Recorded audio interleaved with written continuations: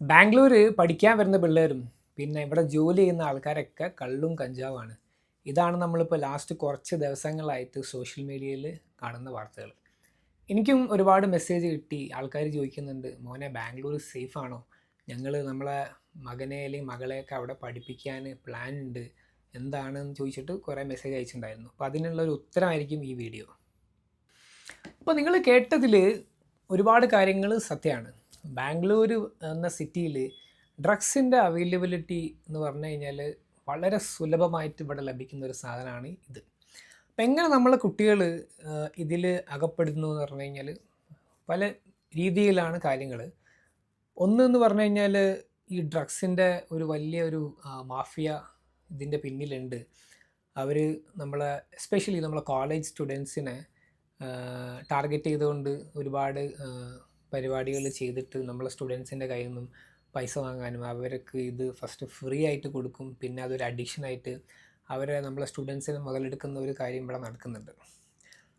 രണ്ടാമത്തെ കാര്യം എന്ന് പറഞ്ഞു കഴിഞ്ഞാൽ നമ്മൾ ഇവിടെ പഠിക്കാൻ വരുന്ന പിള്ളേരായാലും ഇവിടെ ജോലി ചെയ്യുന്ന ആൾക്കാരായാലും ഇവർ ക്ലബ്സിലും പബ്സിലൊക്കെ പോയി പരിപാടിയിൽ പങ്കെടുക്കുന്നു. അവിടെ നിന്ന് കുറേ ആൾക്കാരെ പരിചയപ്പെടുന്നു. അവിടെ ഇതുപോലെ ടാർഗറ്റഡായിട്ട് ചെയ്യാൻ ആൾക്കാരുണ്ട്. ഇതിൻ്റെ മുന്നിലൊരു ചെറിയൊരു മാഫിയ പ്രവർത്തിക്കുന്നുണ്ട്. അവർ ഈ പരിപാടിക്കൊക്കെ പോകുന്ന സമയത്ത് ആൾക്കാർക്ക് ജസ്റ്റ് ഒന്ന് ട്രൈ ചെയ്യാൻ കൊടുക്കുന്നു. അവിടുന്ന് പിന്നെ നമ്മൾ ഇതിലൊരു അഡിക്ഷനും ഇതിലൊരു ലഹരി കണ്ടെത്തി പിന്നെ നമ്മളിതിലേക്ക് വഴുതി വീഴുന്ന ഒരു കാഴ്ചയാണ് നമ്മൾ കാണുന്നത്. ഇതാണ് സംഭവം. ഇപ്പോൾ നമ്മളെ മക്കളൊക്കെ പഠിക്കാൻ വിടുന്ന സമയത്ത് നമ്മളെ പേരൻസിൻ്റെ കടമ എന്ന് വെച്ച് കഴിഞ്ഞാൽ ഒരു അഡ്മിഷൻ എടുക്കുക, നമ്മളെ മക്കളെ അവർ പി ജിയിലാക്കുക അല്ലെങ്കിൽ ഹോസ്റ്റലിലാക്കുക, അവന് മാസം മാസം പൈസ അയച്ചു കൊടുക്കുക എന്നുള്ളത് മാത്രമല്ല.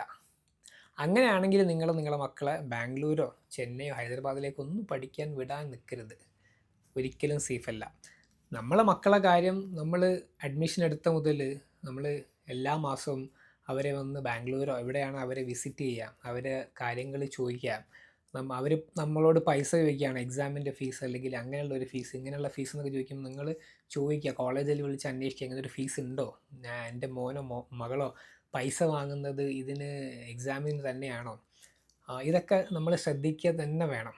നമ്മളെ മക്കളുടെ ഫ്രണ്ട്സ് ആരൊക്കെയാണ്, അവൻ റൂംമേറ്റ് ആരാണ്, അല്ല അവളുടെ റൂംമേറ്റ് ആരാണ്, അവർ ഏത് കോളേജിലാണ് പഠിക്കുന്നത്, ഏത് സെക്ഷനാണ്, ഇത് എല്ലാം നമ്മൾ അറിഞ്ഞിരിക്കണം. പിന്നെ ഏറ്റവും വലിയ പ്രശ്നം എന്ന് പറഞ്ഞാൽ ഇന്നത്തെ കാലഘട്ടത്തിൽ നമ്മളെ മാതാപിതാക്കളും നമ്മളെ മക്കളും തമ്മിലുള്ള ഒരു ബോണ്ട് വല്ലാതെ അങ്ങോട്ട് അകന്ന് പോകുന്നുണ്ട്. വളരെ കുറച്ച് പേരൻസായിട്ട് മക്കളായിട്ട് നല്ലൊരു ടേംസിലുള്ളൂ. അവർ നല്ല രീതിയിൽ സംസാരിക്കുകയൊന്നുമില്ല. നമ്മളെ മക്കളായിട്ട് നല്ലൊരു ഫ്രണ്ട്ഷിപ്പ് കീപ്പ് ചെയ്താൽ തന്നെ ഒരുപാട് പ്രശ്നങ്ങൾ സോൾവ് ആകും. അവർക്ക് എന്ത് പ്രശ്നങ്ങളുണ്ടെങ്കിലും അവർക്ക് ഏറ്റവും പെട്ടെന്ന് ആക്സസ് അല്ലെങ്കിൽ കാര്യങ്ങൾ പറയാൻ പറ്റിയ ആൾക്കാരെന്ന് പറഞ്ഞാൽ പേരൻസാണ്. ആ ഒരു റിലേഷൻഷിപ്പ് കുറേ നഷ്ടപ്പെട്ടു പോയിട്ടുണ്ട്. അതൊക്കെ കാരണമാണ് നമ്മളെ മക്കളിന്ന് വഴിതെറ്റി പോകാനുള്ള കാരണം.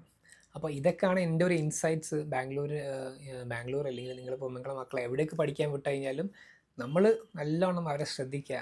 അങ്ങനെ ശ്രദ്ധിച്ചു കഴിഞ്ഞാൽ ഒരു ഡ്രഗ് മാഫിയക്കും അല്ലെങ്കിൽ ഒന്നിനും അവരെ എന്താ പറയുക ഇതിലൊന്നും കുഴി ചാടാൻ അവരെ നമ്മൾ അനുവദിക്കേണ്ട ആവശ്യമില്ല. അപ്പോൾ അത്രേ ഉള്ളൂ. See you in other video. Bye by.